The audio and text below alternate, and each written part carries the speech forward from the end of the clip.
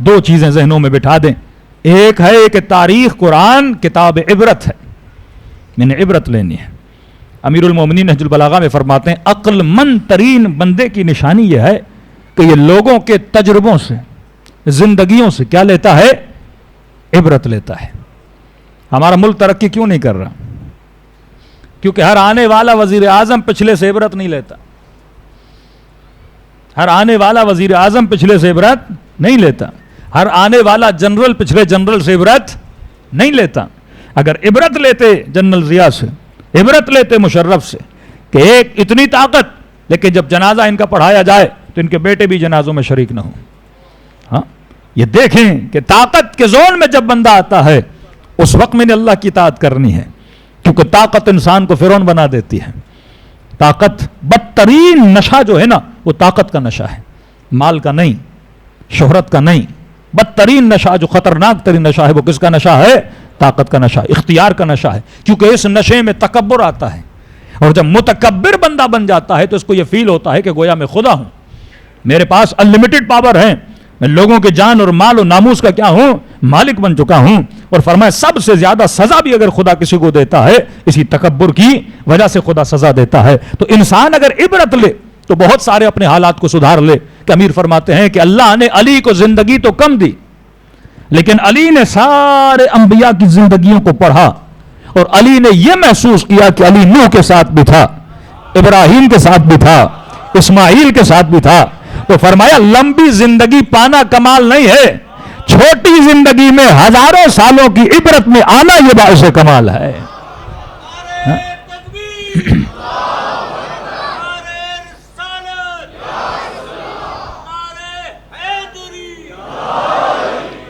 اب اہل بیت نے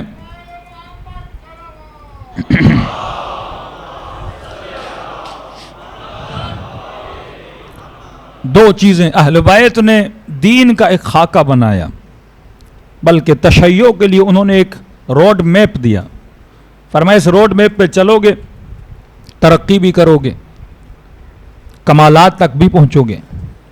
اور یہ روڈ میپ کمپلیٹلی عقلانی روڈ میپ ہے، اور جس کی وجہ سے تشیع نے بہت زیادہ ترقی بھی کی.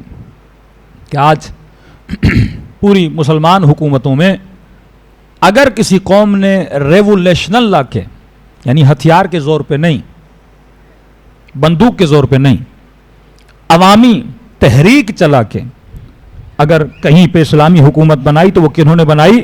وہ شیعہ نے بنائی. اب تحریکیں ایسے نہیں چلتی، تحریکوں کے پیچھے آئیڈیالوجی کا ہونا بہت ضروری ہے. وداؤٹ آئیڈیالوجی آپ کوئی تحریک نہیں چلا سکتے. مثلا پاکستان میں بڑی محنت کی مولانا طاہر القادری صاحب نے، اہل سنت کا بہت بڑا نام ہے، بریلویوں کا بہت بڑا نام ہے، اتنے بڑے ادارے چلائے اور شعلہ بیاں انہوں نے تقریریں کی، کبھی حدیثوں سے، کبھی قرآن سے، موسیٰ، حضرت موسیٰ اور فرعون، نمرود اور ابراہیم، یہ سب کچھ انہوں نے بتایا کہ الناس علی دین ملوکہم، کہ لوگ اٹھیں گے، حاکم اور ان کرپٹ لوگوں کو ہٹائیں گے، ایک اچھی حکومت کو قائم کریں گے. لیکن آپ نے دیکھا قوم لکھنی نہیں. ہاں، تو لیڈروں کا ہونا کمال نہیں ہوتا.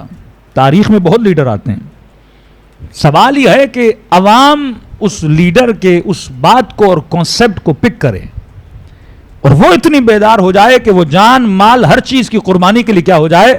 تیار ہو جائے. یہ کمال ہوتا ہے. امام حسین جیسے مولا نکل رہے ہیں، 18,000 خط بھی لکھے جاتے، لیکن کوفہ نکل نہیں رہا. کس خوف کی وجہ سے؟ جان کے خوف کی وجہ سے.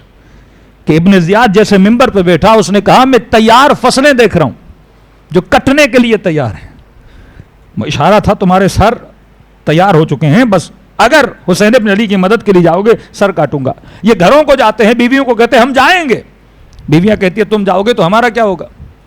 بیواؤں جائیں گی، بچوں کا کیا ہوگا؟ ہمارا کیا ہوگا؟ یہ خوف کے مارے گھروں میں بیٹھ جاتے ہیں، امام حسین کی مدد کے لیے نہیں جاتے. جنگ صفین، امیر المؤمنین جیسے مولا، لشکر تیار، بالکل دشمن کے خیمے تک پہنچ چکے، جنگ بالکل ہاتھوں میں، پوری جنگ صفین علی کے قبضے میں تھی.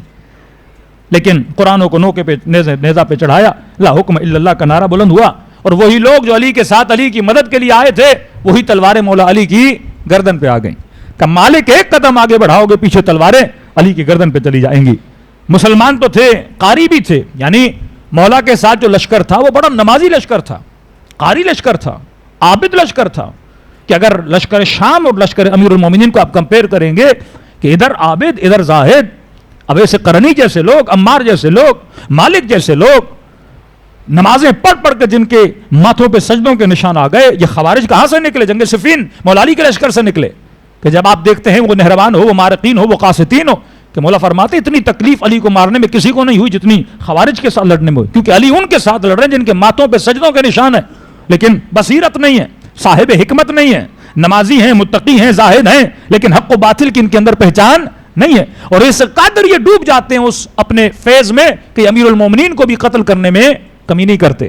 کہ آج ہمارے بچے سنتے ہیں ابن ملجم، کون ہے ابن ملجم؟ ابن ملجم بہترین قاری عرب ہے، کہ عمر کے زمانے میں جب فارس کو اپنے قبضے میں لیا اور ان کو مسلمان بنایا تو اہل فارس نے خط لکھا عمر کو کہ ہمیں قرآن کی تعلیم کے لیے کوئی ٹیچر بھیجو۔ عمر نے اس وقت تعلیم کے لیے ابن ملجم کو بھیجا اور خط میں لکھا کہ میں اپنا بہترین قاری تمہاری طرف بھیج رہا ہوں، اسے گھر بھی دینا، بہترین تنخواہ بھی دینا، اس کا خیال بھی رکھنا۔ مطلب یہ اگر قرآن پڑھتا تھا تو لوگ گلیوں میں جمع ہو جاتے تھے اس کی آواز کو سننے کے لیے، لیکن یہی ابن ملجم کس کا قاتل بنا؟ امیر المومنین کا قاتل بنا۔ مسئلہ یہ تھا کہ لوگوں میں وہ شناسائی نہیں تھی۔ انقلابات تب آتے ہیں جب لوگ ذہنی طور پہ کیا ہو جائیں؟ بیدار ہو جائیں، ورنہ بڑے سے بڑے لیڈر بھی کیا ہو جاتے ہیں؟ ضائع ہو جاتے ہیں۔ تبھی امام خمینی اپنے بیان میں کہتے ہیں کہ میں وہ خوش نصیب ترین عالم ہوں جس کو اللہ نے وہ قوم دی جو قوم میرے فرمان پہ اپنی جانوں کو قربان کرنے کے لیے تیار ہو جاتی تھی۔ اور کس نظریے کے تحت، کون سی آئیڈیالوجی؟ وہ آئیڈیالوجی آف امام حسین علیہ السلام کہ کونوا للظالم خصما وللمظلوم عونا، کہ مظلوم کی حمایت کرنا اور ظالم کے مقابلے میں کیا ہو جانا؟ کھڑے ہو جانا۔ تو جب تک قومیں بیدار نہیں ہوتی تب تک لیڈرز کا کوئی فائدہ نہیں ہوتا۔ قومیں کب بیدار ہوتی ہیں؟ جب یہ اسلام کی آئیڈیالوجی پہ کیا کریں؟